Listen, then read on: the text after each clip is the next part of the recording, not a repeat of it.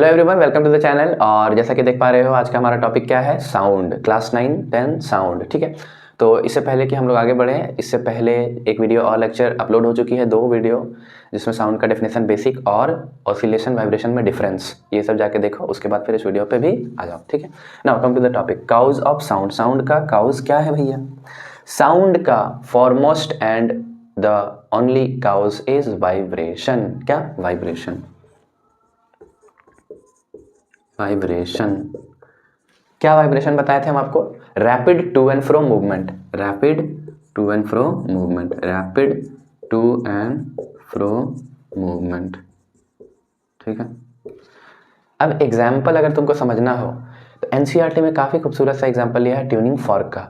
अब tuning fork में क्या किया कि वाइब्रेशन क्रिएट कर दिया, वाइब्रेशन क्रिएट कर दिया और उसको एक सस्पेंडेड टेनिस बॉल के पास लाया, एक सस्पेंडेड टेनिस बॉल के पास लाया और वो ट्यूनिंग फॉर्क जैसे ही क्लोज लाया तो ये टेनिस बॉल में भी मूवमेंट देखने को मिला, ये अपना मेन पोजीशन से डिस्प्लेस कर गया। इससे क्या पता चला? इससे तो सबसे पहले पता चला कि वाइब्रेशन साउंड क्रिएट करता है, दूसरा एनर्जी इम्पार्ट भी करता है। क्या करता है? एनर्जी इम्पार्ट भी करता है। जैसे ट्यूनिंग फॉर्क मोशन में था, ट्यूनिंग फॉर्क मोशन में था, ये रेस्ट में यहाँ पे। ठीक है, जैसे ही इसके कांटेक्ट में आया तो इसका एनर्जी इस पे इम्पार्ट हुआ और ये भी मोशन में आ गया। अभी ये रेस्ट में था और ये मोशन में आ गया। तो वहाँ जो एक्टिविटी दिया है उसके हिसाब से तुम लोग अगर पढ़ोगे तो समझ में आएगा कि एक तो सबसे पहले वाइब्रेशन क्रिएट साउंड, दूसरा चीज़ इट ऑल्सो ट्रांसमिट एनर्जी। ठीक है, नाउ सबसे इंपॉर्टेंट चीज़ समझना हम लोग को यहाँ कि सर वाइब्रेशन से साउंड क्रिएट हो गया, इसका एग्जाम्पल अगर हम विजुअलाइज करना चाहें, मान लो कि एक बेंच है। ठीक है, क्या है? बेंच। अब उसमें कुछ स्प्रिंकल कर दो तुम सैंड का मॉलिक्यूल्स या कुछ छोटे छोटे मॉलिक्यूल्स स्प्रिंकल कर दो और उस बेंच का जो मेम्ब्रेन है, जो ऊपर का लेयर है, उस पर तुम स्ट्राइक करो।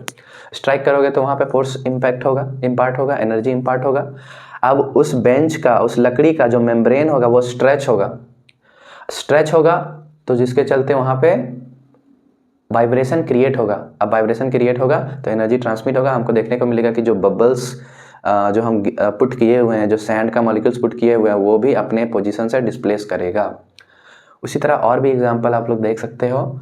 नाउ मूविंग ऑन, अपने को देखना है कि ये जो वाइब्रेशन है, साउंड तो क्रिएट करा, लेकिन किस तरह से ट्रैवल कर रहा है, किस तरह से प्रोपगेट कर रहा है, किस तरह से एक जगह से दूसरे जगह जा रहा है। प्रोपगेशन ऑफ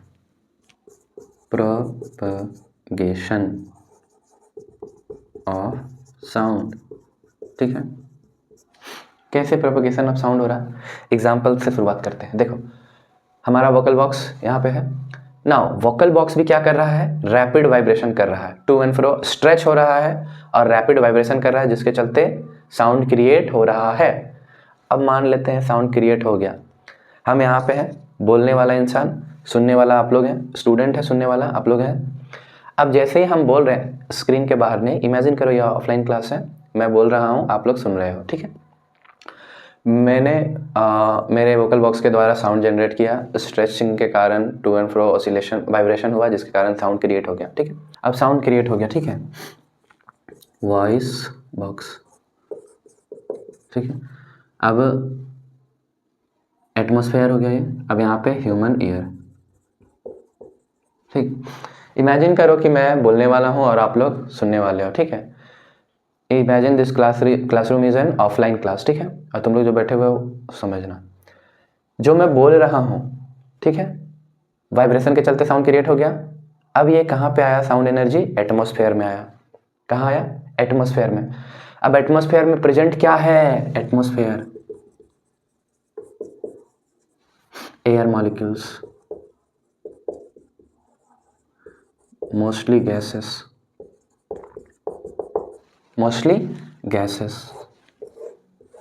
ठीक है कि नहीं? तो एयर मॉलिक्यूल्स, मोस्टली गैसेस क्या काम करेगा?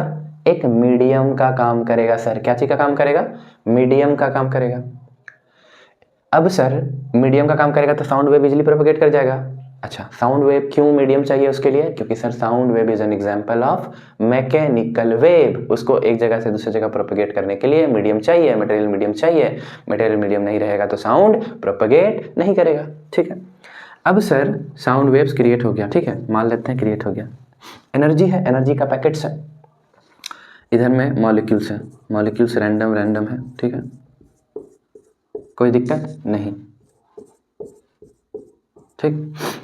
इमेजिन करते हैं कि इधर में लिसनर है, इधर हम बोल रहे हैं, तो साउंड का वेव्स किधर फॉरवर्ड हो रहा है, एक डायरेक्शन इधर है ना, ठीक है, साउंड वेव इन जनरल, ठीक है।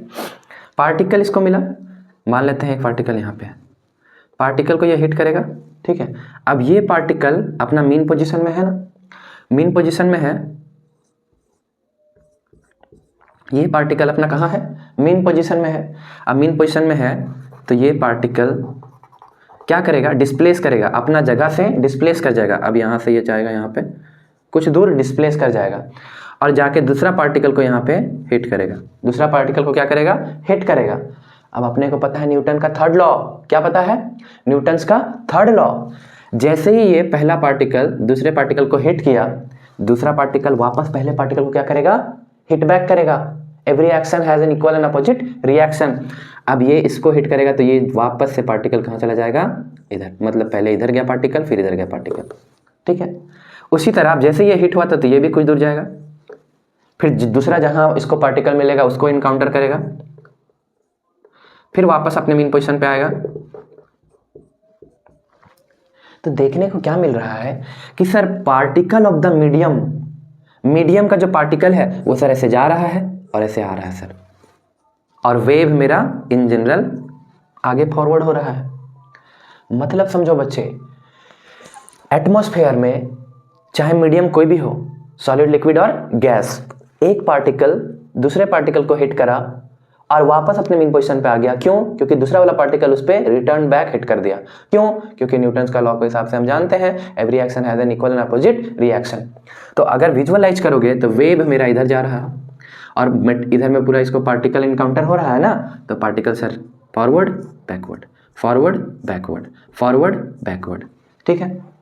अब इससे क्या पता चला, वेव जिधर जा रहा है, प्रोपगेट कर रहा है, अगर उसी डायरेक्शन में टू एंड फ्रो या back and fourth particle vibrate करे या ऑसिलेट करे तो हम बोलेंगे उस तरह के वेव को लॉन्गिट्यूडिनल वेव। क्या बोलेंगे?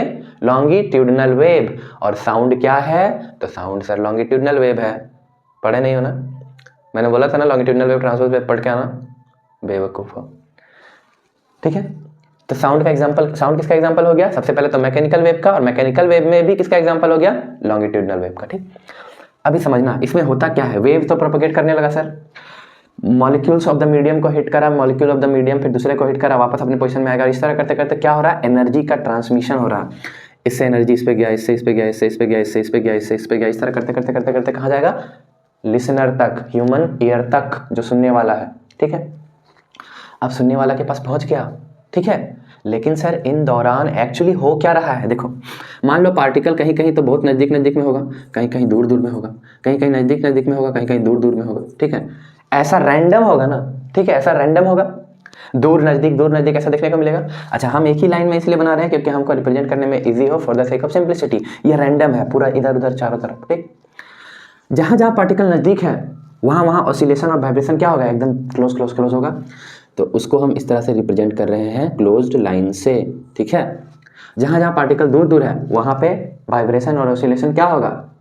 थोड़ा लेट लेट लगेगा, टाइम थोड़ा ज़्यादा लगेगा, तो उसको हम गैप ज़्यादा दे रहे हैं। ठीक है, फिर अगेन छोटे छोटे।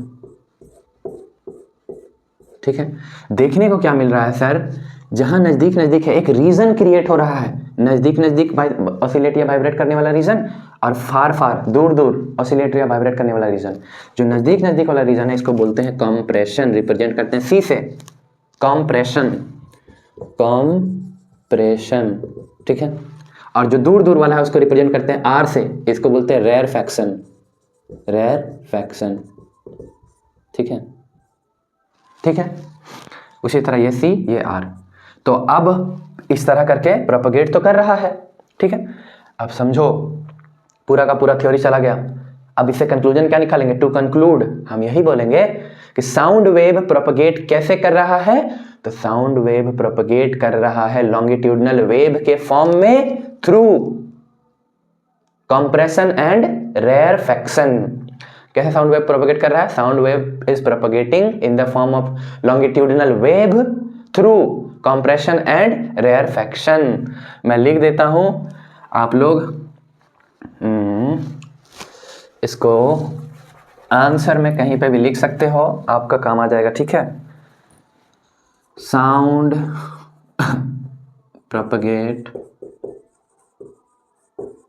propagate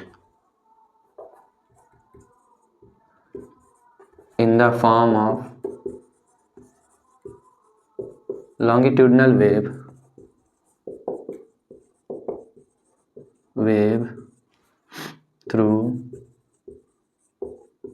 compression and rarefaction। अच्छा, इसके बाद का टॉपिक होगा क्या? Characteristics of sound and all, ठीक है।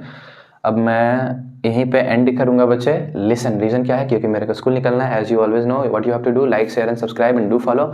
एंड सुनो क्या मैं बोलने जा रहा था। Best of luck for your exams. And देखो, चैनल में आते हो, अगर मान लो तुम्हारे काम का वीडियो नहीं है, कोई दिक्कत नहीं है, तुम जो करते हो करो, 1 सेकंड 2 सेकंड जो देख के लाइक करते हो। I am not saying anything what to do not to do, but तुम्हारे नोन पर्सन्स में जो भी हैं, जो 9th-10th के बच्चे हैं, उन तक वीडियो शेयर मार दो जी, ठीक है। इतना कर दो, ठीक है।